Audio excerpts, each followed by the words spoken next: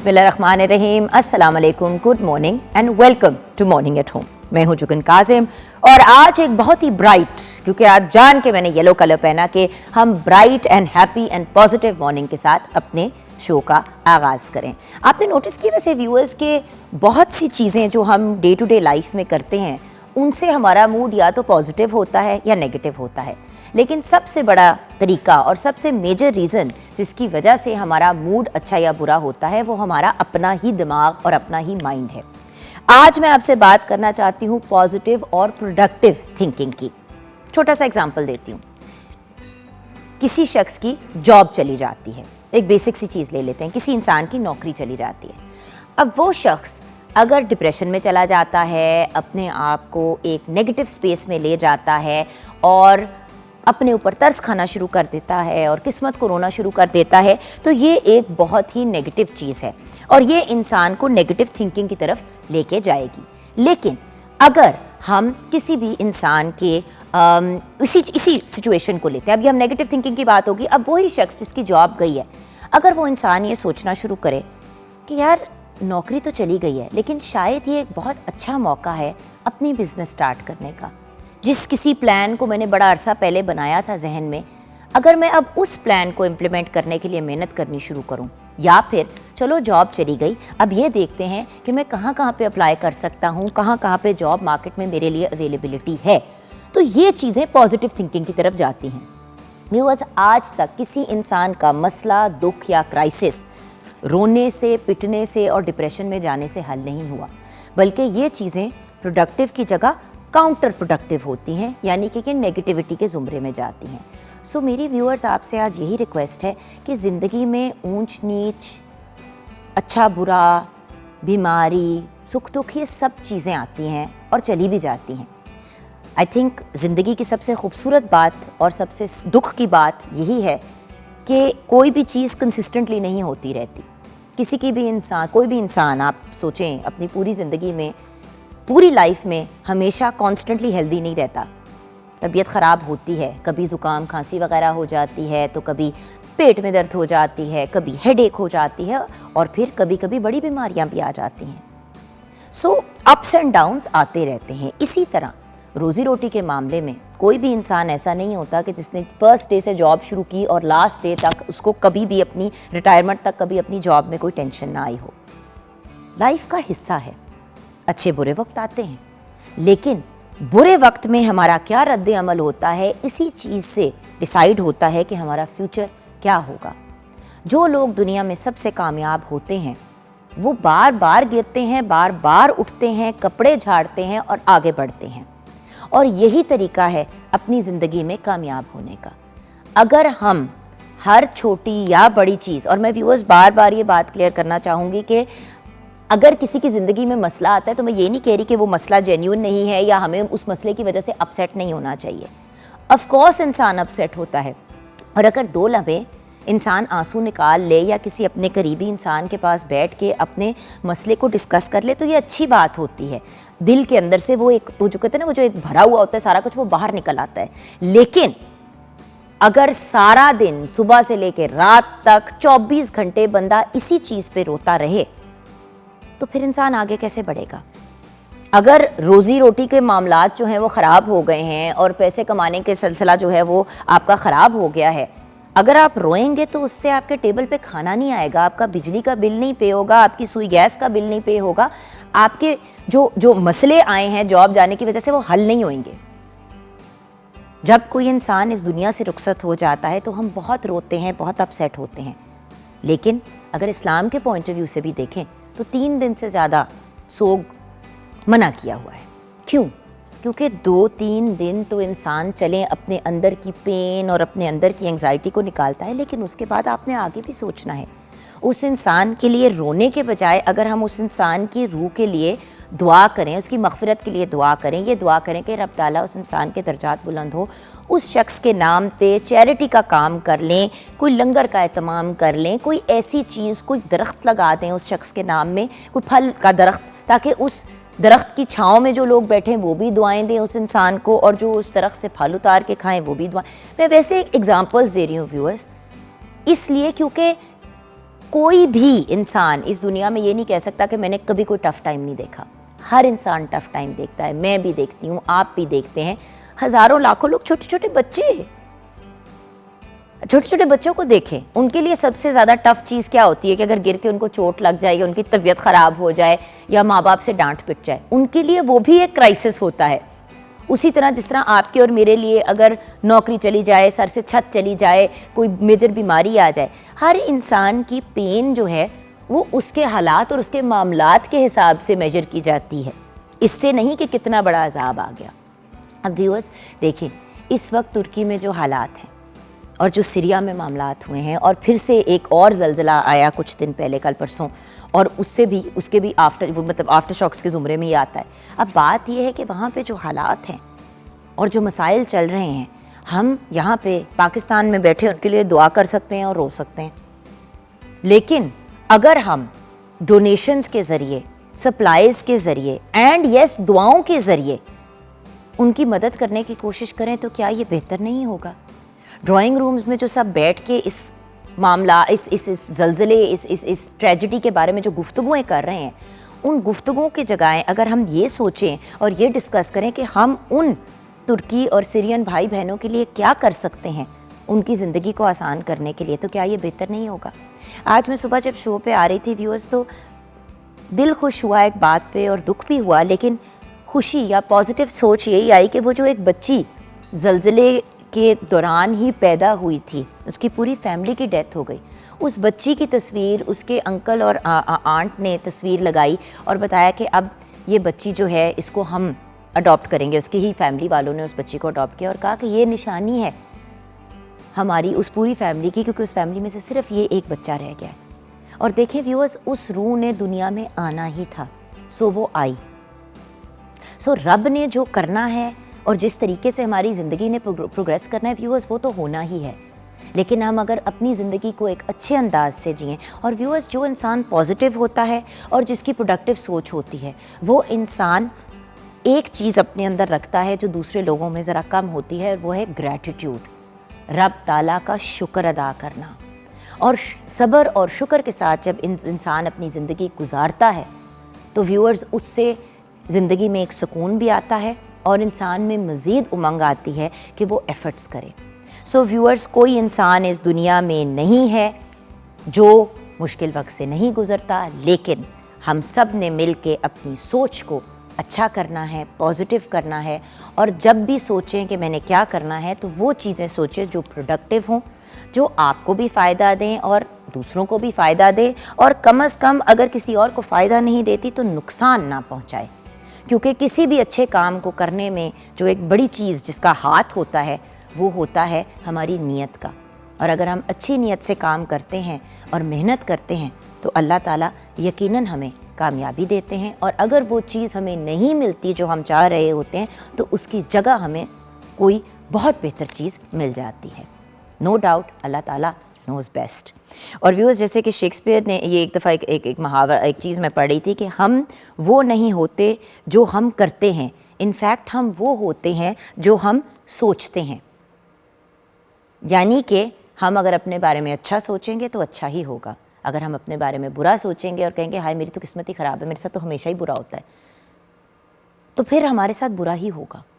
क्योंकि एक तरह से यूनिवर्स जो है वो आपके साथ फिर नेगेटिविटी ही करेगी और आपको सिर्फ बुरी चीज़ें नज़र आएंगी, अच्छी चीज़ कोई नहीं नज़र आएगी।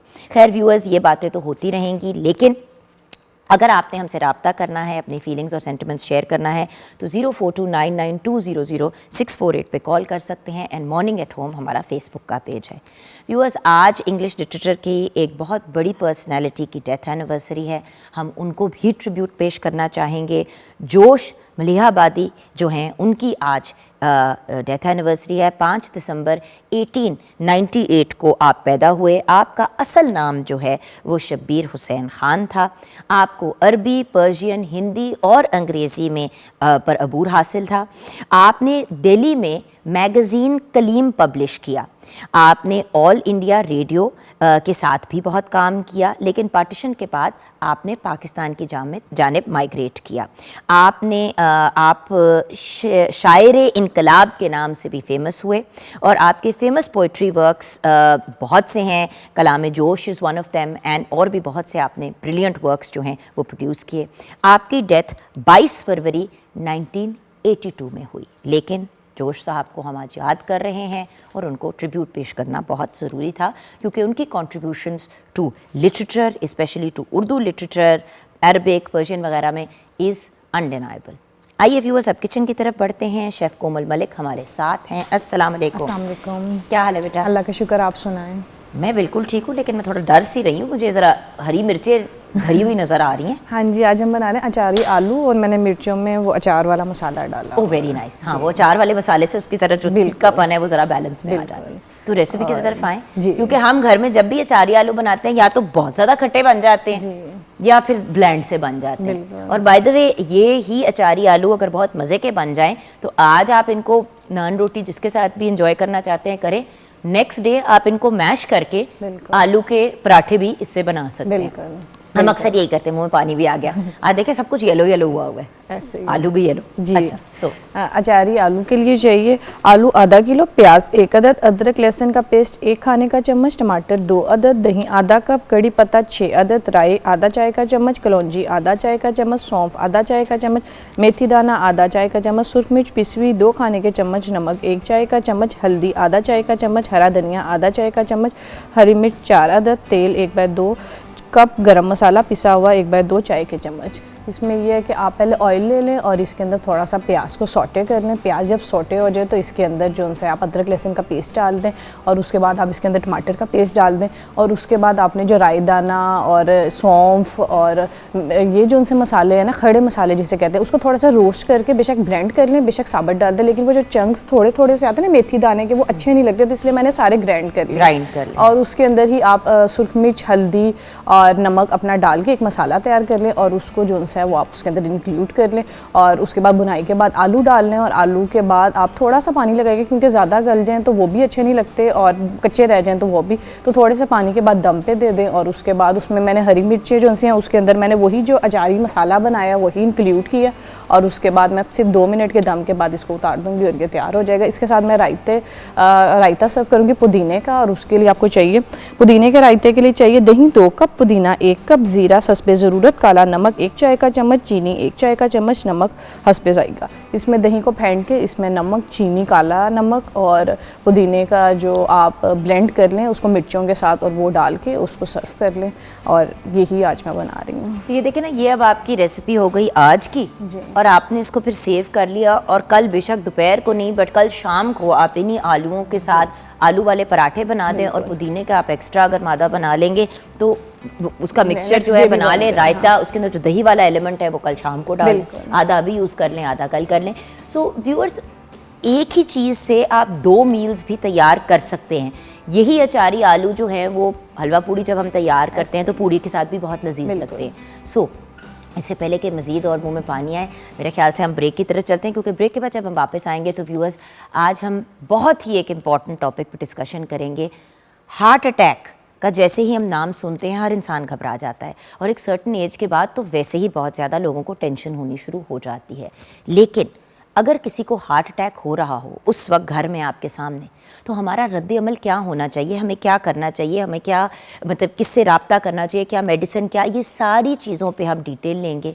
हार्ट अटैक क्या है, एंजाइना अटैक क्या है, ये सब चीज़ें क्या होती क्या हैं और इसका हल क्या है, घर पे क्या करें, डॉक्टर पे क्या करना है, ये सारी डिटेल्स जो हैं। और उसके बाद अगर खुदा न खास्ता हार्ट अटैक हो जाए तो उसके बाद हमें अपनी आफ्टर केयर कैसे करनी चाहिए, ये आज हम जानेंगे आज एक हार्ट स्पेशलिस्ट से ब्रेक के बाद।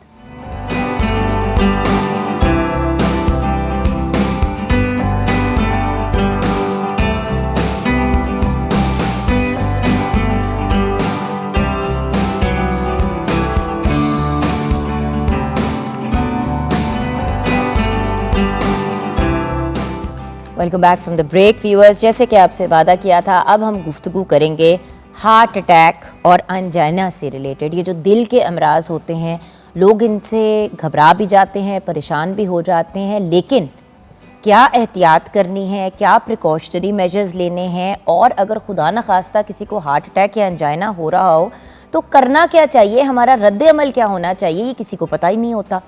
और अक्सर एक सिंपल सी कोई दवाई देने या हस्पताल टाइम पे पहुंचाने से इंसान की जो जान बच सकती है, वो इंसान कोई सिंपल सी चीज़ ना करने की वजह से अपनी जान गंवा देता है। और बाय द वे, अगर किसी को दिल की प्रॉब्लम हो तो फिर पूरे ख़ानदान को, और स्पेशली जो घर में आपके साथ रहने वाले लोग हैं, इंक्लूडिंग जो लोग आपके घर में काम करते हैं, उन सबको अवेयरनेस देना बहुत ज़रूरी है। जैसे कैंसर के केस में सबको मतलब सारे मिल के सपोर्ट करते हैं, जो साथ में केयर गिवर्स होते हैं और फैमिली मेम्बर्स होते हैं, उसी तरह एक दफ़ा हार्ट अटैक हो जाए या हार्ट का कोई प्रॉब्लम डायग्नोज हो जाए तो फिर आपके इर्द गिर्द वालों को नॉलेज होनी चाहिए कि क्या करना चाहिए। बहुत से ऐसे केसेस हुए हैं कि 12 साल के बच्चे के सामने बाप को हार्ट अटैक हुआ और बच्चे को समझ ही नहीं आई कि वो क्या करे, क्योंकि उसको अवेयरनेस नहीं दी गई थी। सो आज हमें गाइड करने के लिए हमने सोचा कि जो एटलीस्ट पंजाब में और लाहौर में जो एक ऐसी पर्सनैलिटी हैं जो हेड कर रहे हैं कार्डियोलॉजी, और बेहतरीन जो इंस्टीट्यूट है पंजाब इंस्टीट्यूट ऑफ कार्डियोलॉजी, उनके हमने हेड से रिक्वेस्ट की कि आज हमें ज्वाइन करें और हमें प्रॉपर गाइडेंस दें। देखिए व्यूअर्स, डॉक्टर के पास पहुंचते हैं, इलाज तो डॉक्टर कर देता है, लेकिन डॉक्टर तक पहुंचना और डॉक्टर को किसके बाद वापस घर आके क्या करना चाहिए ये हमें समझ नहीं आती। तो हमें ज्वाइन किया है प्रोफेसर डॉक्टर सैयद मौज़म अली नकवी ने। आप हार्ट स्पेशलिस्ट हैं, FCPS मेडिसिन, FCPS कार्डियोलॉजी। अस्सलाम वालेकुम डॉक्टर साहब। वालेकुम सलाम। डॉक्टर साहब, सबसे पहले तो आज जो ये आप हमारे साथ बात करने जा रहे हैं, एक सदका जारिया ही है जी। अल्लाह आपको खुश रखे, आपको Thank you, ज़िंदगी thank you दे। very much। I know you are very very busy, 1 minute का टाइम नहीं मिलता है PIC। जी। हमारी खुद भी फैमिली के सारे लोग वहीं जी, पे जाते हैं, जी, इसलिए जी। मुझे पता है कि आप बिजी होते हैं, लेकिन Thank you। ये गुफ्तगू भी बहुत ज़रूरी थी। जी एग्जैक्टली। डॉक्टर साहब, हार्ट अटैक क्या होता है और एंजाइना क्या होता है, हमें तो यही नहीं समझ आती, ये क्या चीज़ है? देखिए, एंजाइना जो है वो है कि आपको सीने में बोझ, दर्द, और उसकी ड्यूरेशन जो उसकी टाइमिंग होती है वो तकरीबन आम तौर पे 5 से 7 मिनट या 10 मिनट तक रहती है। और सीने में बोझ होना, घुटन होना, और ये दर्द जो है कभी जबड़े में जाती है, कभी दाएं हाथ के बाजू में, कभी लेफ़्ट के बाजू में, या पेट के निचले हिस्से में, ये कहीं भी जा सकती है। ज़रूरी नहीं कि सिर्फ सीने में दर्द हो या बोझ हो। अगर ये थोड़ी ड्यूरेशन के लिए हो और ख़ुद ही ठीक हो जाए, या रेस्ट से ठीक हो जाए, या दवाई खाने से ठीक हो जाए, तो आम तौर पे एंजाइना है। हार्ट अटैक उस सूरत में होता है कि यही बहुत शदीद दर्द हो और इसकी जो ड्यूरेशन है, जो टाइमिंग है, वो आम तौर पे आधा घंटा रहे, और इसके साथ पसीने आए, कोल्ड स्वेटिंग हो, बहुत ज़्यादा कहते हैं ना ठंडे पसीने आते हैं, पूरा जिस्म शराबूर हो जाता है पसीने से, और साथ नौजिया होता है, मतली आती है, उल्टी आती है, और ये बोझ जो है सीने के अंदर दर्द होता है। ऐसे वो पेशेंट अक्सर हमें कहते हैं जी ऐसे लगता है कि हमारे सीने पे कोई वज़न रख दिया, पत्थर रख दिया, बोझ है।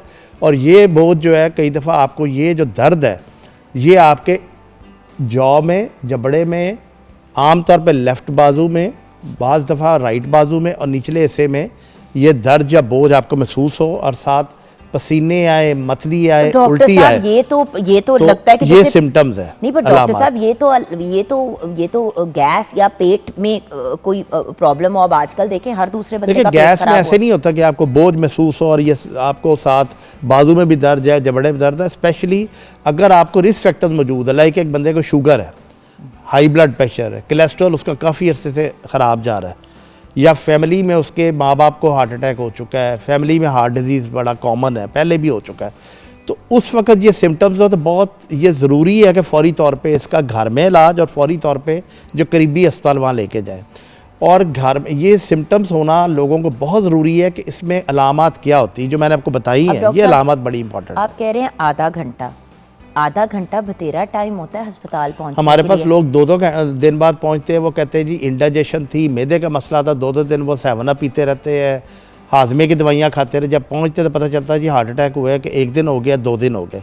तो लोगों को पता ज़रूर होना चाहिए कि इसकी अलामात क्या है, और इसकी अलामात में बहुत इम्पॉर्टेंट ये है कि आपके ये बोझ और जो मैंने आपको अलामात बताई ये पता होनी चाहिए, नंबर 1। नंबर 2 है कि घर में फ़ौरी तौर पर इलाज क्या कर सकते हैं। घर में एक डिस्प्रिन जो है ना, इससे एस्प्रिन जो होती है। एस्प्रिन जो है, हाँ जी, उसको फौरी तौर पे चबा ले।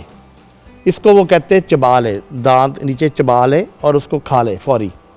उस चबाने से वो कहते हैं पोरमैन स्ट्रेप्टोकोकस, जो खून पतला करने के लिए जो टीका देते हैं अस्पताल में, वो कहते हैं ये घर में इसकी एफिकेसी उतनी है जितनी वहाँ जाकर टीका लगाने के बाद होती है। तो ये बड़ा इंपॉर्टेंट है कि घर में फौरी तौर पे डिस्प्रिन उसके मुंह में डाल दे, च्यू कर ले। इसके अलावा कोई छोटी दवाइयाँ होती है जो ज़ुबान के नीचे रख सकते हैं, दर्द ठीक हो जाती है। नहीं, वो जो दवाई होती है वो फिर डॉक्टर ने ही दी होती है ना, क्योंकि देखिए एस्प्रिन तो घर में होती हाँ, ये घर में होनी चाहिए। और ये देखिए जैसे मैं हमेशा कहती हूँ कि जी पैरासिटामोल, आइबुप्रोफेन और एस्प्रिन जो है ये सॉल्ट्स के नाम है, ये ऑब्वियसली जो मार्केट में डिफरेंट नामों से अवेलेबल होती हैं।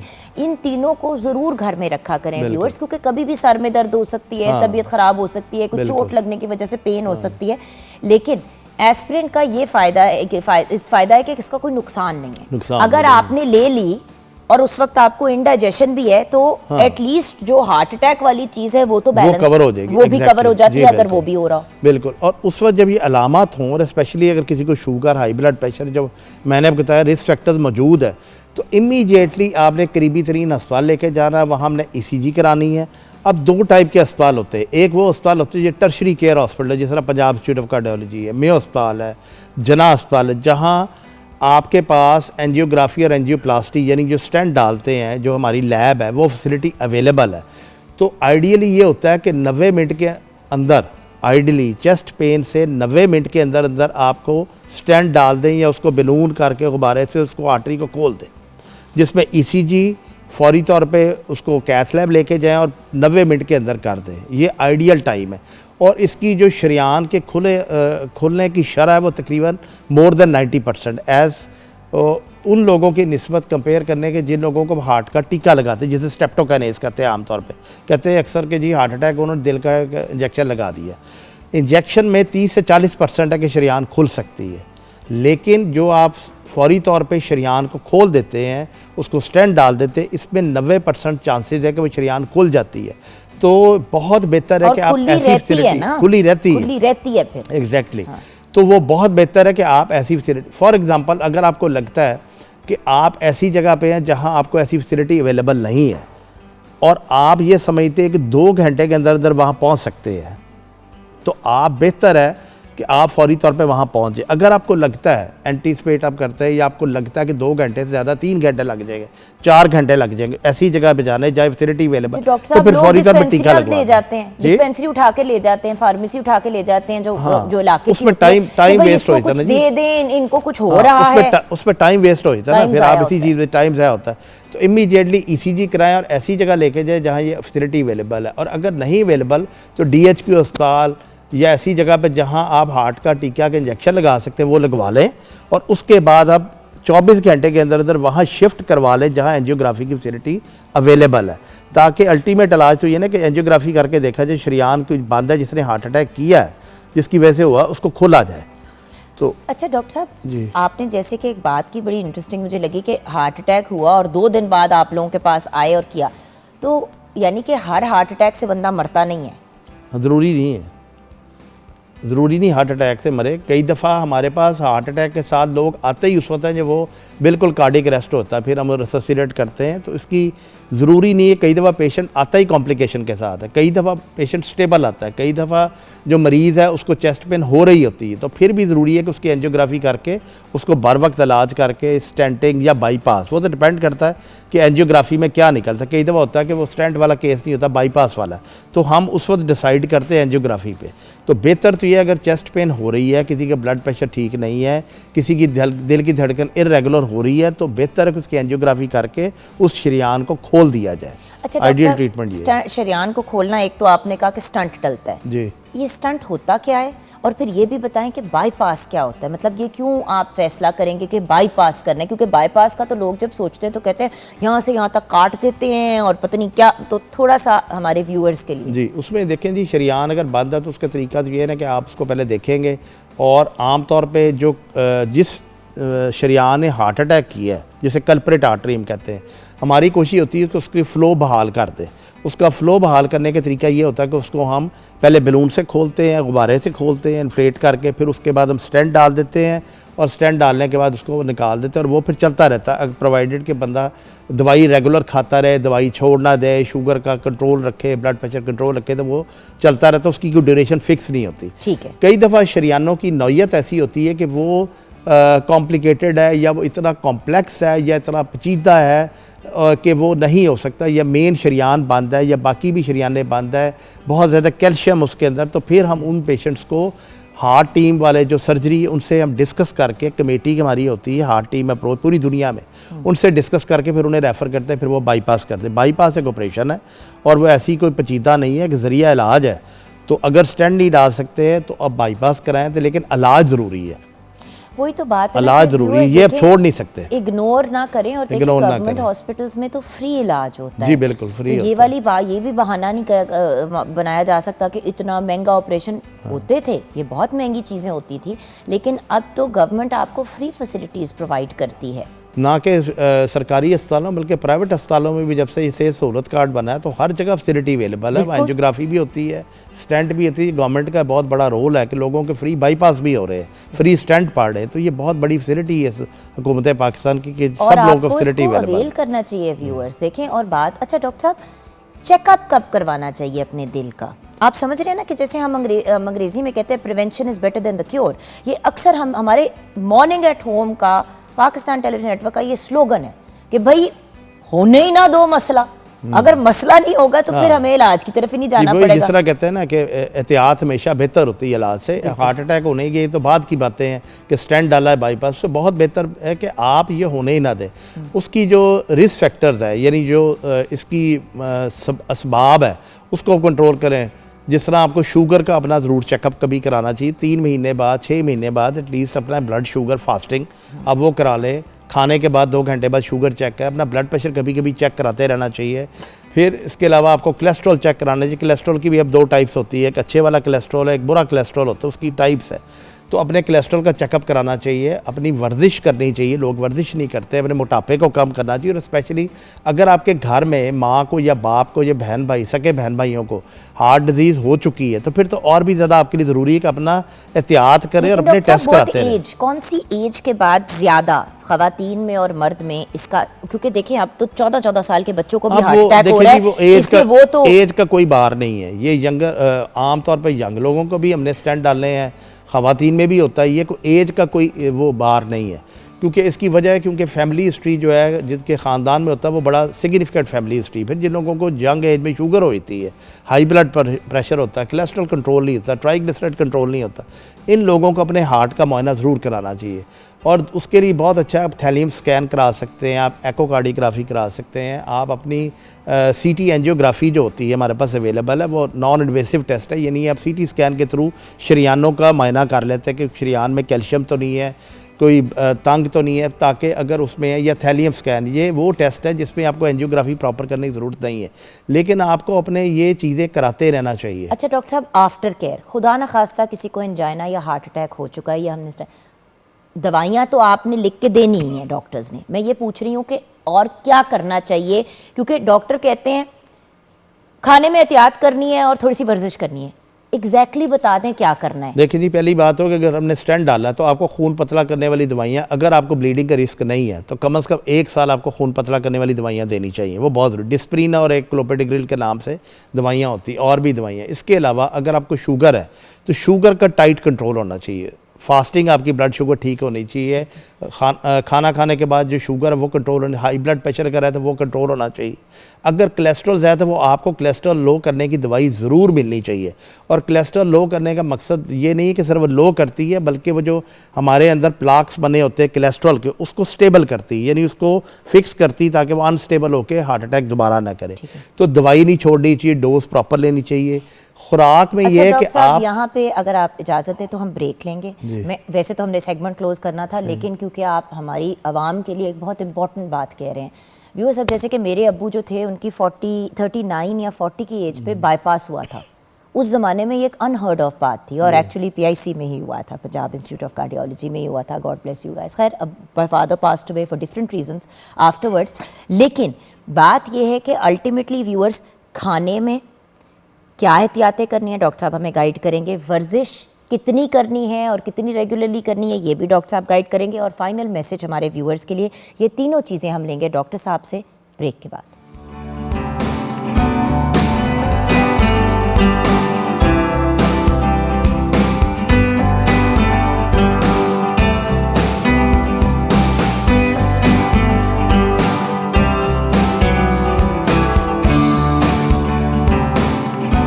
Welcome back from the break viewers. हमारे साथ प्रोफेसर डॉक्टर सैयद मुअज़्ज़म अली नकवी हैं। He is the head of cardiology at the Punjab institute of cardiology. Doctor साहब, अभी कुछ ज़रूरी पब्लिक सर्विस मैसेजेस जो हमने व्यूअर्स को देने हैं। अगर किसी को खुदा न खास्ता हार्ट अटैक हो चुका है, एक दफ़ा बाईपास हो चुका है, एंजाइना का अटैक हो चुका है, तो उसके बाद उनका खाने पीने में क्या रद्द अमल होना चाहिए? पहली बात तो ये कि दवाई वक्त पे लें। लोग दवाई छोड़ते हैं, स्टेंट बंद होने की जो है ना शरह बढ़ जाती है।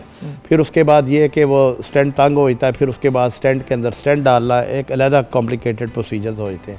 पहली बात तो है कि दवाई डोज नहीं छोड़नी। लोग अक्सर कहते हैं कि जी हम उम्रे पे गए दवाई छोड़ दी, हम किसी घर शादी पे गए 2 दिन दवाई नहीं खाई, उससे फिर प्रॉब्लम होते हैं, क्लॉट आ जाता है या तंगी आ जाती है।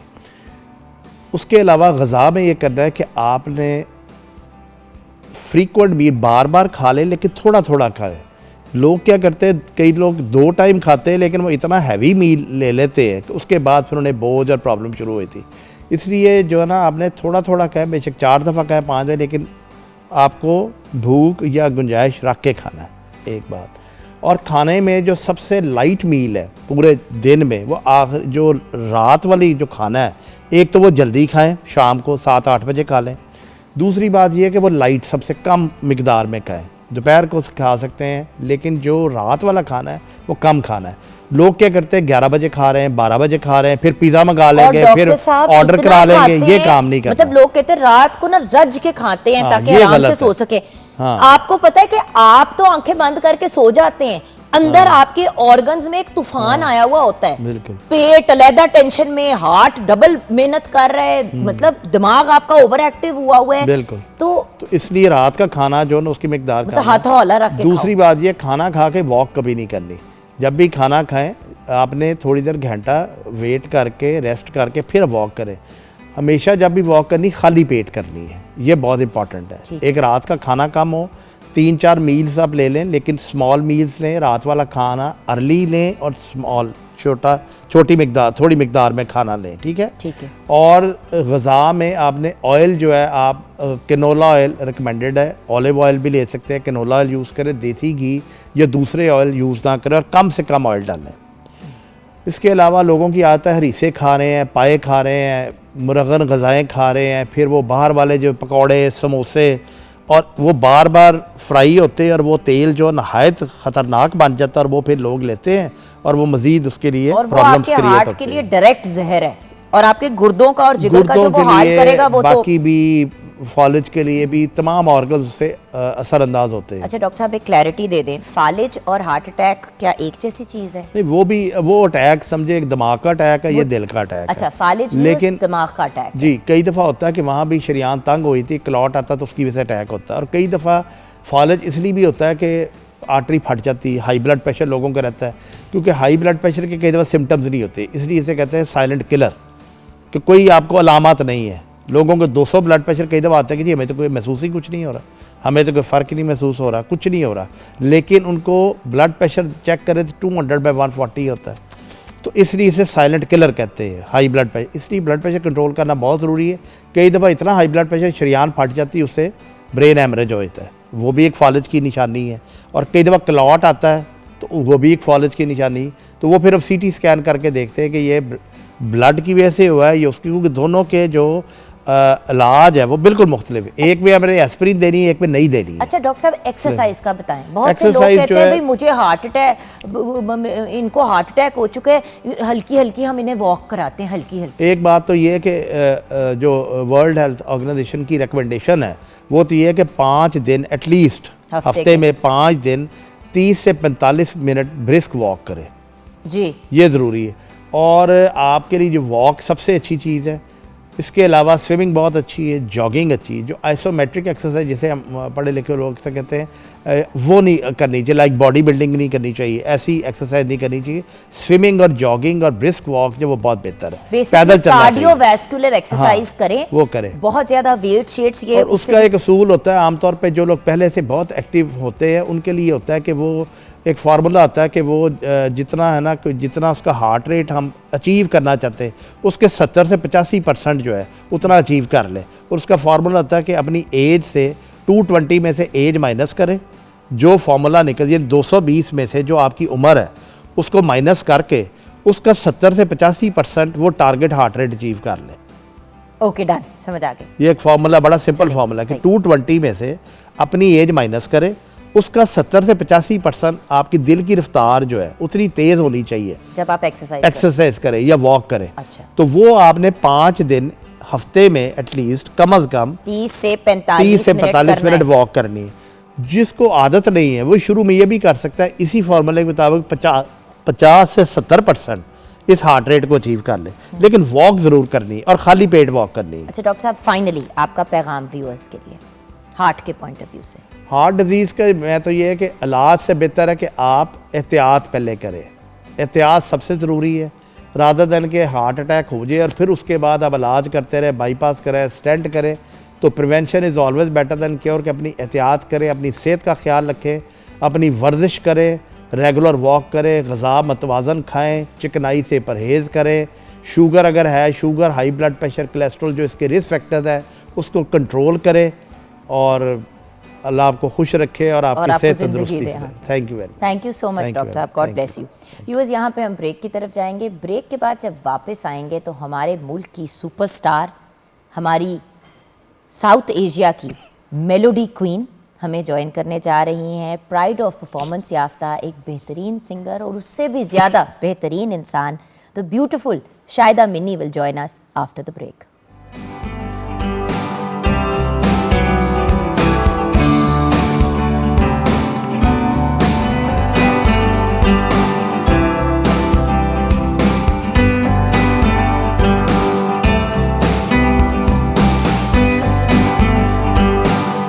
क्या बात है, the absolutely beautiful Shahida Minni, our melody queen and of course pride of performance याफ्ता। अस्सलाम वालेकुम जी। वालेकुम सलाम। Good morning. Good morning. आपने हमें और हमसायों और उनके हमसायों को भी जगा दिया और सारी आवाम को जगा दिया। वेरी गुड, अच्छी बात है ना। और हमने सोचा कि अगर आप आज आ ही रही हैं और आप हमारी गेस्ट ऑफ ऑनर हैं तो आपको ऑनर पेश करने के लिए एक और पर्सनैलिटी का भी होना ज़रूरी है। जी बिल्कुल, क्योंकि एक इंसान सिर्फ ऑनर नहीं दे सकता। जी बिल्कुल, we need more than one person.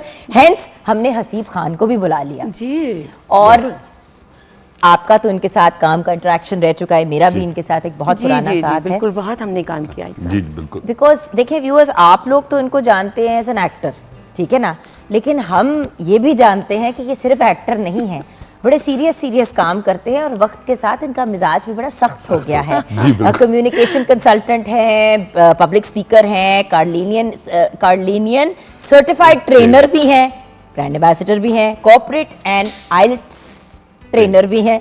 वाह, दिखने में वैसे इतने पढ़े लिखते लगते नहीं हैं। हाँ। कपड़े फिर ऐसे पहन के आते हैं ना दिखाने के लिए। नहीं, बड़ा अच्छा कॉम्बिनेशन, बड़ा अच्छा किया हुआ है। थैंक यू वेरी मच जी, बहुत शुक्रिया। अच्छा, I want you to tell me, Shahida Minni ji के बारे में आप क्या कहना चाहेंगे? हम तो इनके बहुत बड़े फ़ैन हैं, मैं जिस चैनल पे भी जाती हूँ शाहिदा मिन्नी शो का हिस्सा ना हो तो मेरे लिए वो प्रोग्राम ही इनकम्प्लीट होता है। माशाल्लाह जी, वेरी डायनामिक, वेरी वाइब्रेंट। जब भी आते हैं वो एक वाकई एक कलर फैल जाता है उस पूरी माहौल के अंदर।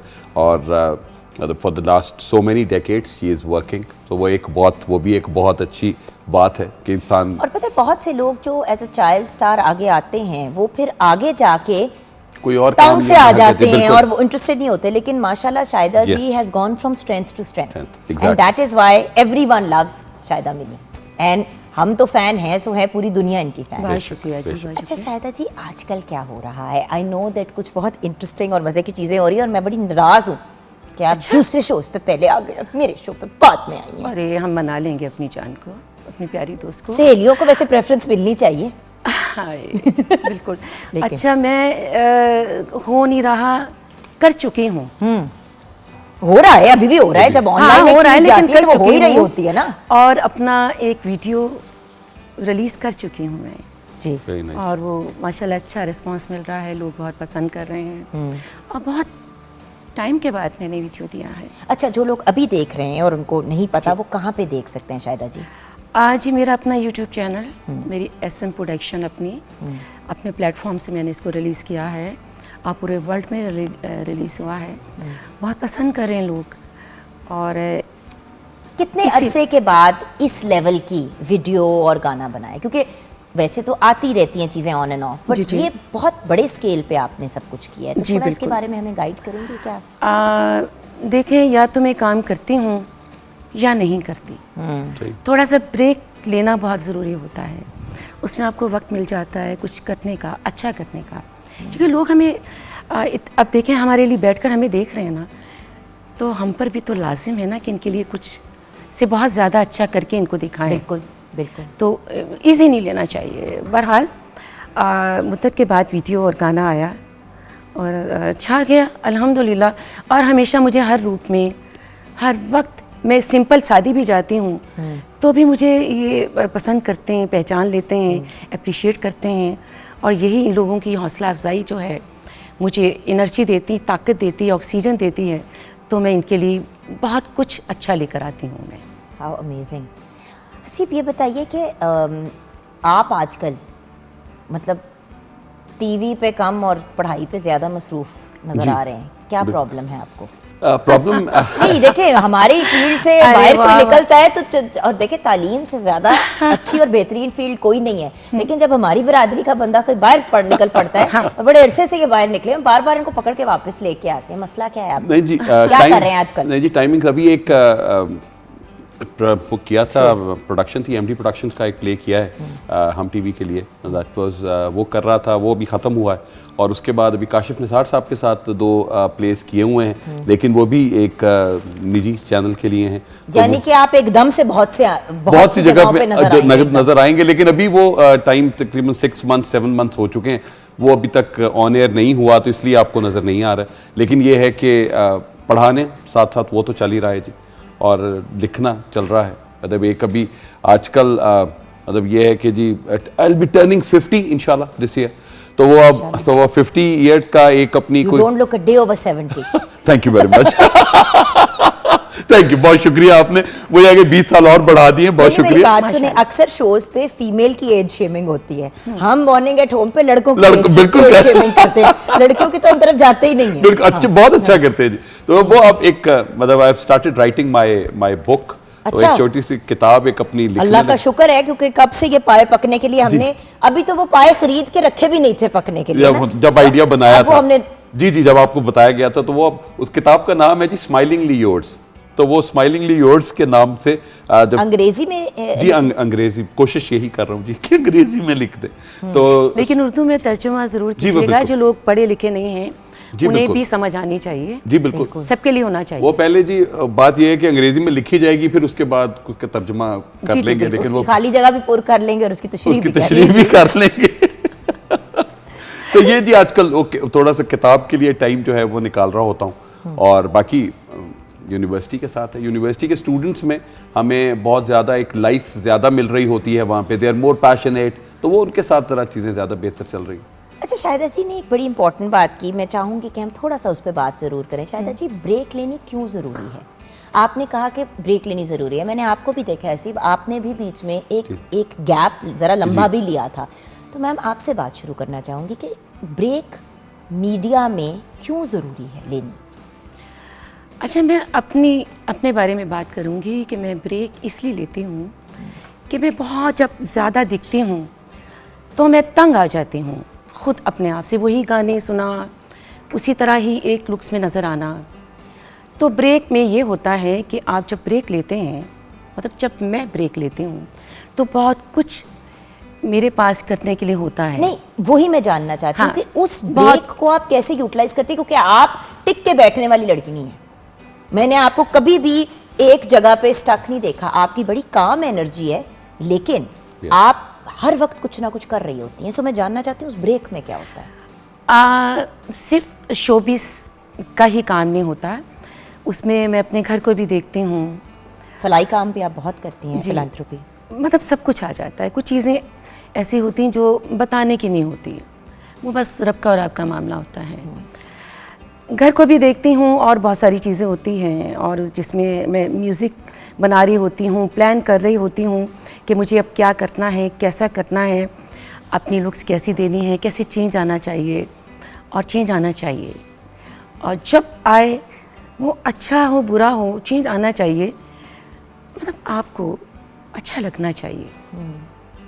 लेकिन मेरे फैंस में, I love you all fans, इतना प्यार करते हैं मुझे हर रूप में, जैसा कि मैं बता चुकी हूँ, मुझे पसंद करते हैं। लेकिन चेंज है ज़रूरी, और बात है बहुत कि ज़रूरी। अपने आप को अगर इंसान रीइन्वेंट नहीं करता, even as an actor Haseeb, अगर आप वही रेलू कट्टे की तरह चलते जाएंगे वो रेलू कट्टा ही बंदा बन जाता है ना। हाँ। वही चार चीज़ें आप बार बार कर रहे हैं तो आवाम बोर हो जाती है। बोर हो जाती है। हर वक्त नई चीज़ आ रही है, नए लोग आ यार रहे हम हैं। खुद बोर हो जाते हैं, मैंने बताया नहीं, हम खुद बोर हो जाते हैं। जी, एक मोनोटनी आपको तोड़नी होती है थोड़ी सी, और एक कंसर्न होता है एक्सप्लोर योर सेल्फ अगेन। तो एक्सप्लोर यू का कॉन्टेक्स्ट है, तो मैं यू को लेता हूँ योर ओन यूनिकनेस। तो explore you is exploring your own uniqueness. कहीं ना कहीं कोई ना कोई चीज़ शायद रह गई होती है जिसको आप कहते हैं कि यार आपके काम की वजह से आप उसके ऊपर नहीं फोकस कर रहे होते। तो a break means a focus on some other thing, and other skill set that can make you come better in life again. मतलब as a personally and professionally दोनों तरफ से वो चीज़ें डेवलप हो रही होती हैं। बिल्कुल। अच्छा शाहिदा जी, एक सवाल, जब लास्ट टाइम भी एक और चैनल पे थे तो उसके बाद बहुत से लोगों ने पूछा, और अभी भी जब मैंने पहले शेयर किया कि आप आ रही हैं, फिर कुछ तबीयत ख़राब हो गई थी आई थिंक आपकी। जी, तो जी, वो जी। फिर तो मैं सिर्फ ये जानना चाह रही हूँ, जो हर बंदे का सवाल है, व्हाट इज़ आपकी फिटनेस का राज? ये एक बहुत मेजर सवाल है जो बार बार आता है। सो आई वांट टू नो कि ये क्या है, हमें भी टिप्स दे दें, कुछ हम भी सीख लें, कुछ हम भी अपने आप को सीधा कर लें। वैसे आप पहले से थोड़ी सी श्रिंक हुई हैं। नहीं, वो बड़ी कोशिश की है। हाँ, नहीं, बहुत फ़र्क है, बहुत फ़र्क है। जब लास्ट टाइम हमने जब पहले प्रोग्राम किया था तो थोड़ी माशाल्लाह नहीं, उस healthy वक्त मैं थी। 14 किलो ज़्यादा थी, उस वक्त से अभी बड़ी तक बात है। 14 किलो वेट लूज़ किया है। नहीं, अब बस ठीक है, आप इससे ज़्यादा मत नीचे जाइएगा। लेकिन शाहिदा मैं मिनी ऐसा क्या करती है जो हमने कभी शाहिदा मैं मिनी को ओवर वेट नहीं दे, मतलब मैं- आपका 2-3 पाउंड से ऊपर नीचे नहीं जाता वजन, क्या कहानी है ये? मैं आ रही हूँ उसी कहानी की तरफ आ रही हूँ कि मैं कभी कभी तो अपने आप को छोड़ देती हूँ। जब मैं रिलैक्स कर रही होती हूँ तो खूब खाती हूँ, मैं खानों की बड़ी शौकीन भी हूँ। लेकिन जब मैं देखती हूँ कि अब काम ख़राब होने वाला है तो उसको वहाँ स्टॉप कर देती हूँ। खाती एक टाइम हूँ, अच्छा, एक टाइम। लेकिन भरपूर खाती हूँ। अच्छा, हाँ, फुल मीट होता है मेरा, भरपूर खाती हूँ। उसके साथ मैं चलती फिरती रहती हूँ। वो कौन सा टाइम होता है शायद? कोई भी टाइम, मतलब सुबह, दोपहर, शाम नहीं का नहीं, कौन? मैं देखिए, मैं कोई यूनिवर्सिटी या या कॉलेज फिर- तो दफ्तर तो जाती नहीं हूँ। मेरे एक अपनी टाइमिंग्स हैं, सही। जो भी मुझे टाइम मिले। हम शोबिस से मुंसलिक ठीक। लोग हैं, हमारी टाइमिंग्स नहीं बट एक बात बताओ, उसके अलावा ऊपर नीचे कमिटमेंट्स होती होती है है ना। कभी फॉर एग्जांपल किसी ने लंच पे इनवाइट हाँ, किया, आप जैसे अब कहने के लंच में साथ- जाके ये तो नहीं कह सकते कि मैंने मैंने आपकी नहीं तरफ खाना, खाना नहीं exactly। खाना, तो आपने लंच पे खा लिया, आपने फिर स्किप कर दिया। चले थोड़ा सा आप ले लें, थोड़ा सा आप खा सकते हैं, पर इतना ना लें कि बिल्कुल आप देंगे ही ख़त्म कर दें। यही बात डॉक्टर साहब अभी ब्रेक से पहले कह हाँ, रहे थे। थोड़ा आप खाएं, मैं थोड़ा ज़रूर खाती हूँ। और मेरे खाने में कुछ ऐसी चीज़ नहीं होती। हाँ, कभी होती है, कभी तो मैं हलवे पूड़ियाँ भी खा रही होती हूँ, कभी मैं पराठे भी खा रही होती हूँ, कभी मैं सिरी पाए भी खा रही होती सारी रिमेंबर लास्ट टाइम जब आप निहारियाँ भी खा रही कहते होती मैं हूँ। तो मैं भी पराठे खा के आई हूँ सुबह। मैंने हाँ कहा, ना। मैं कहा शायद जी झूठ बोल रही। कहती मैं क्यों झूठ बोलूंगी, हाँ ना, मैं कुछ भी ना कहती। उन्होंने मुझे बाकायदा कन्विंस किया कि मैं सुबह प्रॉपर नाश्ता करके आई हूँ। हाँ, लेकिन ये कि फिर उसको वहाँ स्टॉप कर देते हैं। मैं वॉक करती हूँ, लाइट सी एक्सरसाइज करती हूँ, और जैसा मैंने बताया कि अब ओवर जा रहे हैं तो मैं रोक देती हूँ। मैं फिर उसकी कुर्बानी भी देनी पड़ती है। अच्छा, फिर यानी छोड़ना कुर्बानी पड़ता है। देनी पड़ती है, ये नहीं है कि लेकिन शायद मिनी भूखा- नेचुरली सारा दिन खाती रहे और वजन भी नहीं चढ़ता, ये वाली बात नहीं है। ये मेहनत खाना है, ऐसा हो कि जो आपको जिसमें फैट ना हो, बस ऐसी चीज़ें ना हो। हेल्दी चीज, आप हाँ खाएं ज़रूर, लेकिन कम खाएं। काम कर, बिल्कुल सही। यहाँ पे आपकी इजाजत से हम ब्रेक की तरफ जाएंगे। Exactly। शायदा जी, ब्रेक से वापस किस गाने से आप हमें लेके आएंगी? है तो सुबह का टाइम, लेकिन मैं चाहूँगी कि भीगी भीगी रातों में मेरा अपना लिखा हुआ अपनी कंपोजिशन भाई का। आज रात को हम ये रात को गाना भी तो फिर भीगी से भीगी सुनेंगे ना। रात हो सकती है ना। हाँ नहीं, रात हो जाएगी सोशल हाँ, मीडिया ये पे रात भीगी भीगी की बात ना करें, वहां से हमारी प्यारी सी शेफ कोमल जो है पानी का जग ही ना हमारी तरफ फेंक दे। लेकिन ब्रेक के बाद शायदा मिन्नी का स्मैश हिट गाना हम सुनते हुए आएंगे। आप हमारे साथ रहिएगा।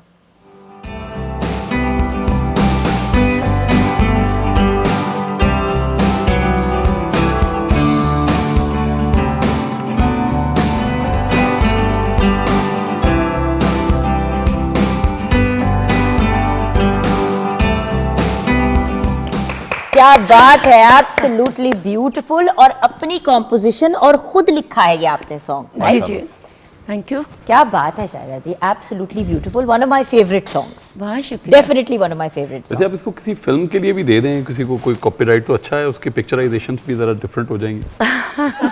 हाँ, वैसा पिक्चराइज भी कर लें तो ज़रूर ज़्यादा अच्छा है, बल्कि बहुत अच्छा। देखिए गाना तो हमने बना दिया, सुन भी लिया, लेकिन जब देखने के लिए आता है, मेरा इसका वीडियो भी था मेरा, सही। जो सुहेल जावेद साहब ने किया था। अच्छा, very बहुत अच्छा किया था उन्होंने। हाँ, अगर कोई लेना चाहे तो मुझे वो जरूर बताएगा हाँ, कि लेकिन किसके कम से कम ऊपर वही मैंने कहा कि पिक्चराइज। कम से कम फिल्मों के अंदर फिल्मों नहीं, वाला जरूर ये जरूर, लेकिन directors- पिक्चराइज किसके ऊपर नहीं, होगा। But Shaida ji is very particular about this. बात ये है कि जब उनको वो अपना कोई सॉन्ग देती हैं तो शी वांट्स टू नो कि किस पे पिक्चराइज हाँ, होना है। yes. अब कोई वाहियात सी या कोई रिडिकुलस सी चीज में वो नहीं देना चाहेंगी अपना नहीं। प्रोजेक्ट। जी, सीधी बात है, बताओ, सोच बिल्कुल, समझ के डिसीजंस लेते हैं। 100 दफ़ा अगर कोई कहे तो मैं ज़रूर, लेकिन मुझे सिचुएशन, और वो, कैरेक्टर, हाँ, ठीक। आर्टिस्ट बताएं तो ज़रूर मैं दूंगी। कुछ आलू से तैयार हो गए हैं किचन में। आलू? किचन में अच्छा, हाँ। आलू एक ऐसी चीज़ है जिसमें मर्जी डालें वो कुछ ना कुछ तैयार हो जाए। माहौल लेकिन हमने बनाई बनाई निरे आलू हैं। अच्छा, आलू कर दिया है हमारी शेफ आलू कोमल आलू मलिक कर दिया है, कमाल कर दिया आज है। हमने बनाया अचारी आलू और साथ पुदीने का रायता। ने। हमने सोचा कि थोड़ा वेजिटेरियन भी करें ना अपनी टीम को। लेकिन अगर और मिक्स हो जाता तो जरा फ्लेवर आ जाता। बिल्कुल। ये तो बहुत मोटापे का घर बना दिया आपने। नहीं, लेकिन अगर हम इसको बॉइल्ड नहीं, इसको पराठे के साथ खाएंगे शायद तो मतलब माहौल बन हजम हो जाएगा ना। जी जी, हजम हो जाएगा। आप भी पराठे अगर ये पराठा आलू वाला भी होता तो भी अच्छी बात। हमने इस पे मशवरा दिया है कि ये वाले अभी खाएं और फिर अगर बच जाते हैं तो कल फिर उसके आलू के पराठे अरे खिलाएं। ओके ओके, ठीक है ठीक ये है। तो बात आपने ठीक पूरी हो वो गई। होम मैनेजमेंट वाली बात की है कि आलू ज्यादा आए हुए हैं तो क्या बना पराठे बना नहीं दे। तो बात ये देखिए, मेरी बात सुने, आजकल के ज़माने में शायदा जी विल एग्री कि हम ख़वातीन चाहे अपना काम शाम सब चीज़ें देखती है, लेकिन घर कहीं ना के- कहीं हमारे ऊपर आ ही जाता है। बिल्कुल right? जी, बिल्कुल, और जब हमने वो रिस्पॉन्सिबिलिटीज़ देखनी होती है तो बिल्कुल ही बेहंगम अंदाज में तो नहीं बंदा आगे बढ़ सकता ना। बिल्कुल ऐसी। फिर आपने मतलब खाना होम मैनेजमेंट भी देखनी है, आपने सब खाना कुछ, पीना सारा कुछ ऑल पूरा घर का निजाम। जो आसान काम नहीं होता। बिल्कुल बिल्कुल। अच्छा, मुश्किल है।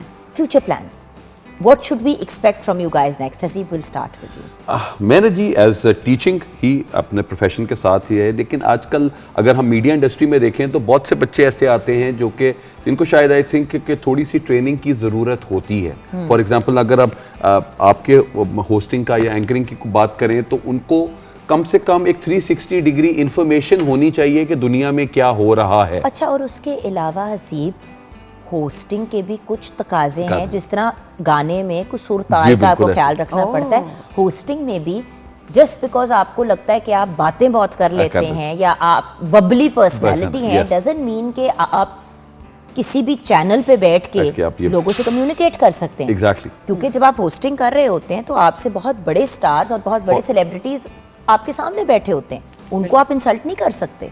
और वो यही है कि जी वर्ड्स मैटर बिल्कुल करते हैं। वर्ड्स आपको बहुत ज़्यादा, जो आप बोल रहे हैं you are creating history with that. So एक तो ये है कि जी जितने भी स्टूडेंट्स हमारे साथ मास कम्युनिकेशन के स्टूडेंट्स हैं या जो लोग अपना एक करियर बनाना चाहते हैं इनटू एंकरिंग, होस्टिंग, तो एक उनको जिस तरह इंटरनेशनल रिलेशंस है, क्योंकि पीपल की आस्किंग कि इतना आप तालीम के साथ वाबस्ता हैं, क्या आपने अपना कोई इंस्टीट्यूट या जी मैं वही इंशाल्लाह ताला इसी तरह का ही एक इंस्टीट्यूट खोलने की कोशिश है जिसमें एक्टिंग और बाकी तमाम सेल्फ ग्रूमिंग के ऊपर मेरा बहुत ज़्यादा फोकस है कि सेल्फ ग्रूमिंग पे बच्चों को कैसे लेकर आया जाए और उनको किस तरीके से समझाया जाए कि how to brand a personality, कि आप अपने आप को किस बड़े तरीके से। बेसिक लेवल पे हम देखते हैं बड़े अच्छे वेल ड्रेस्ड बच्चे, सूट पहन के बच्चा आया हुआ है लेकिन उससे पसीने की स्मेल आ रही है। एग्जैक्टली।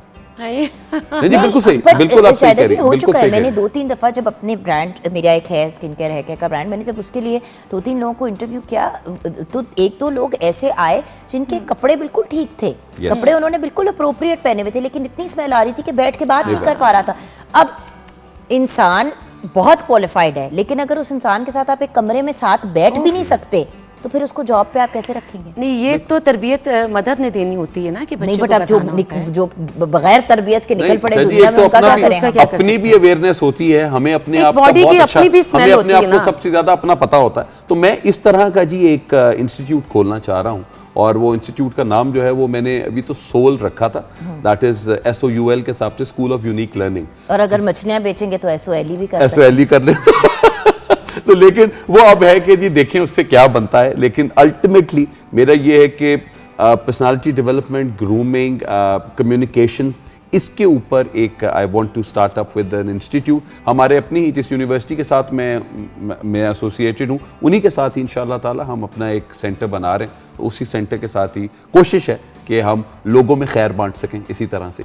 Well, best of और luck एक बड़ा with अच्छा लगता है कि आपको जो लोग बड़ी बड़ी पोजीशंस पे आ जाते हैं और जब वो आके कहते हैं कि जी सर आपने पढ़ाया हुआ है, तो this is one of the most beautiful thing, तो जो मुझे सबसे ज़्यादा अच्छी लगती है और वो मैटर भी बहुत करती है मेरे लिए। Well, we wish you the best of luck with that. और शायदा जी, अभी तो जो सॉन्ग की हमने बात करनी है और उसको सुनना भी है, उसके ऊपर नहीं, अभी मैं बात करना चाह रही, व्हाट्स नेक्स्ट? इंशाल्लाह ये कुछ सिंगल अच्छा- सॉन्ग का ही प्लान था या मजीद और चीज़ों पे नहीं नहीं, काम है? बिल्कुल यही काम करना है यार, जीना यहाँ मरना नहीं, यहाँ, होता है ना, इसके एक सिवा वक्त होता था जाना एक कहाँ? सॉन्ग आता था, फिर 6-7 महीने के बाद फिर एक और सॉन्ग बंदा रिलीज आएगा करता आएगा था। इंशाल्लाह, जब भी देंगे अच्छा आएगा और आता रहेगा इंशाल्लाह। बट है ना अभी पाइपलाइन में चीज़ें? मेरी जान होता है, बिल्कुल होता है, लेकिन मैं कुछ प्लान नहीं करती। मैं पहले से एक चीज़ थी, अभी तो इसकी मेरी प्रमोशन चल रही है, इसको मैं लेकर अच्छा, इस चलूंगी। सॉन्ग के बारे में हमें बताएं ना, किसने लिखा, क्या सारी इस पे अच्छा, ये details वाला आप जो ये जी असल में ये जो गाना है, ये मेरे उस्ताद जी मास्टर अब्दुल्ला साहब, एक बहुत बड़ा नाम है उनका, उनको खैराजी तहसीन मैंने पेश किया है। इसको प्रोड्यूस किया है नुमान रऊफ़ हैदर ने, और इसका वीडियो बनाया है सुहेब हसन राय ने, और इसका म्यूज़िक अरेंज किया है मुश्तबा अली चोनी ने। तो हम इसको न्यू स्टाइल से, नए अंदाज से लेकर आए हैं, और ये पुराने स्टाइल से हमने नहीं किया, इसको मॉडर्न कर दिया आजकल के ज़माने के हिसाब से, क्योंकि पुरानी चीज़ें तो वो तो होगी, इसे रिपीट करना तो ठीक नहीं है ना। तो अगर आप कोई चीज़ कर रहे हैं किसी की से मुराद के, कोई भी किसी का आप काम करें, ये तो वैसे मेरी रूहानी उस्ताद जो हैं मलका तरन्नुम नूर जहान, उनको तो मैं वैसे अकीदत से गाती हूँ। तो कुछ ना कुछ चेंज दें आप, अगर पहला करना तो पहले बहुत अच्छा है, पहले को आप क्यों ख़राब करते हैं? करना है तो कुछ चेंज लाएं, और ताकि लोगों को जब लगे, सुने, देखें तो अच्छा लगे। लेकिन शायदा जी, आप खुद इतने अच्छे गाने लिखती हैं, आपकी अपनी कॉम्पोजिशंस इतनी अच्छी होती हैं, तो 100% अपना क्यों नहीं करती? आप समझ रही है ना, गाना जब इंसान गा देता है तो उसी इंसान का हो जाता है, नो डाउट। लेकिन जैसे कि अभी हमने सॉन्ग जो सुना अभी सेगमेंट को स्टार्ट करते हुए, तो वो बड़ा खूबसूरत गाना है, और आपने लिखा भी, कंपोज भी किया, तो अपना लिखा, अपना कंपोज किया, वह सारी कॉम्बिनेशन वाली चीज़ हम जल्द देखेंगे फिर? नहीं, बहुत अच्छा लगता है सारा कुछ, लेकिन थोड़ा फ्लेवर चेंज होना चाहिए ना। कभी कभी जो गुलदस्ता आप तैयार आपका करते हैं। पर्सनल टेस्ट क्या है? आपका पर्सनल टेस्ट क्या है म्यूजिक में? अगर आपको कहा जाए कि भूल जाए हिट या फ्लॉप, वो भूल जाए। नहीं, मैं तो हिट फ्लॉप की तरफ जाती नहीं हूँ। मुझे तो जो अच्छा लगता है ना, मैं वो करती हूँ। मुझे सॉफ्ट म्यूजिक बहुत पसंद है, रोमांटिक, सॉफ्ट। मैं बहुत सैड सॉन्ग मैं पसंद नहीं करती, रोने पिटने वाले। यार पहले इतनी टेंशन है, तुसी और क्यों रुआ रहे हो? थोड़ा सा रोमांटिक रहें, और मुझे सॉफ्ट रोमांटिक बड़े अच्छे लगते हैं। हाँ, फिर उसके बाद आप थोड़ा सा जैसे party song, item song, fast song, जिसमें थोड़ा सा बच्चे हल्ला गुल्ला, बंदे की रूह वापस जाग जाए थोड़ी सी। हाँ, वो भी बड़ा ज़रूरी है। ठीक है, बेसिकली सॉफ्ट बट बेसिकली रोने पिटने नहीं पसंद हमें। रोना पिटना यार पहले ही इतना है, तो रोने पिटने से निकलना चाहिए। तो मैं बिल्कुल, आपने मेरा कोई सैड सॉन्ग नहीं सुना होगा, जो भी होगा जो सैड, हाँ जी, बिल्कुल वो मेरा जो होता है ना इस टाइप का, वो रोमांटिक और सॉफ्ट होता है सैड सॉन्ग मेरा। वो रोना पिटना, मैं कहती हूँ मुझे माफ तू छट गया, मेरा गिरफ्तार गया, रो के लोग खुदा चूड़ियां भी की टूट कसम गईयां। किस टेंशन से इस वक्त गुजर रहे हैं। और ये मैंने पहले से ही हमेशा से रोना पिटना दूर रखा है। दूर रख, अच्छी बात है, रोना पिटना दूर रखना। आप देखें कि लोग इस वक्त किस टेंशन से गुजर रहे हैं। बिल्कुल ऐसे ही आप बेसिकली रोमांटिक है? जी। बहुत ज्यादा, अच्छा, लगते तो नहीं जरूरत है, से ज्यादा है। लगते तो नहीं है आप, मैं तो, हम तो हैं। पुराने दोस्त पढ़ा नहीं पढ़ा होने के ना इनकी रूह अंदर से, रूह इनकी कबूज हो गई है। अच्छा, तो इस कबूज रूह के थ्रू हमारे व्यूअर्स, क्योंकि हमने सॉन्ग को सुनते हुए अपने शो को क्लोज करना है, तो आपका पैगाम यंग लोगों के लिए जो एक्टिंग, होस्टिंग, मीडिया की तरफ आना चाहते हैं, क्या कहें? जी, जो एक्टिंग, मोटिवेशनल वर्ड्स। मेरा सिर्फ ये है कि जी you just need to explore yourself, और आपको अगर ये पता लग गया है और आप ये चाहते हैं कि आप एक्टिंग करना चाह रहे हैं, मीडिया की फील्ड में आ रहे हैं, तो ज़रूर आएँ। और आप, लेकिन बहुत से जो पैरामीटर्स हैं, जो एक्टिंग के पैरामीटर्स हैं, उनको एक दफ़ा देख के आएँ। लोगों के कहने के ऊपर ना आएँ कि जी ये बहुत अच्छी, जिस तरह आपने बात की कि बहुत अच्छी बातें करते हैं, ये डांस बहुत अच्छा करते हैं, या ये यहाँ पे लोगों को हंसाता बहुत अच्छा है, ये नहीं है। मतलब आप एक टाइम थोड़ा सा उसको स्टडी करके अगर आप आएंगे तो दुनिया में नंबर 1 लोग बहुत ज़्यादा होते हैं, आपको सिर्फ ओनली 1 बनना है, और ओनली 1 सिर्फ आप अपने स्किल सेट से बन सकते हैं। That is what I can say. वही वाली बात ना कि नंबर 1 पे पहुंचना शायद इतना मुश्किल नहीं है जितना नंबर 1 पे रहना मुश्किल है। आप एक दफा तो टच कर ही जाएंगे, लेकिन बार बार क्या, क्योंकि गाने के पॉइंट ऑफ व्यू से बात करें तो 1 पाउंड फिश भी बड़ी हिट हुई थी, फिर आई टू आई भी बड़ी हिट हुई थी, लेकिन ये फिर वो वाले गाने तो नहीं है ना, फिर कहाँ गए ये लोग? बिल्कुल। सो बात ये कि देखें, वायरल चीज में और क्वालिटी की चीज में, अभी हम बात यही कर रहे थे, मैं शायदा जी को बता रही थी कि भाई इंसान ने लंबी रेस का घोड़ा बनना है या बस आना है, एकदम से सारे जान जाए नाम और चले गए।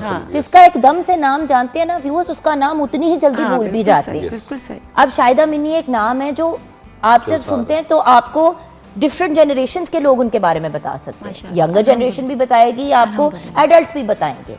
सो द पॉइंट इज, अपनी ऐसी फैन फॉलोइंग बनाए जो लॉयल हो। बिल्कुल। जिस तरह शादी लॉयल्टी बगैर नहीं चल सकती, उसी तरह फैन फॉलोइंग भी लॉयल्टी के बगैर नहीं चल बिल्कुल सही। नहीं, बस आपने स्कोप देख के, मेरा बस काम ये है कि स्कोप देख के आपने अपनी फील्ड चूज नहीं करनी, जो आपका दिल चाहता है वो करें, उससे खुद स्कोप डेवलप करेंगे, ये सबसे ज्यादा बेहतर है। यहाँ पे हम अपने शो को क्लोज करेंगे। बहुत बहुत शुक्रिया सबका, और शो को क्लोज करेंगे शायदा मिन्नी के लेटेस्ट बहुत ही खूबसूरत गाने पे, जो ना सिर्फ इसकी वीडियो खूबसूरत है बट उसके साथ साथ the song is beautiful as well, and online तो सारे एंजॉय कर ही रहे हैं। हम अपने शो पे भी एक लाइव परफॉर्मेंस अभी आपको दिखाएंगे, और उसके साथ साथ आपसे रिक्वेस्ट करेंगे कि शायदा मिनी जी के YouTube के चैनल पे जाके भी ज़रूर वहाँ पे भी देखें, बिकॉज ये तरीका है अपने आर्टिस्ट को सपोर्ट करना। SM प्रोडक्शन के नाम से जो YouTube का चैनल है उस पर जाइए और देखिए, और आपके व्यूज़ से आपकी जो लॉयल्टी है वो नज़र आएगी और झलकेगी। जी शायदा जी, जी मेरी जान।